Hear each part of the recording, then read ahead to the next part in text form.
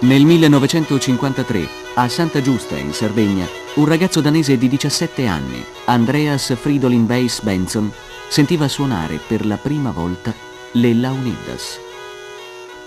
Fu l'evento che segnò la sua vicenda umana e culturale. Sino alla morte, giunta a soli 35 anni, dedicò tutte le energie intellettuali allo studio di quest'isola. Preziosa eredità di quella ricerca sono le registrazioni sonore, i taccuini d'appunti, le fotografie e infine le riprese cinematografiche.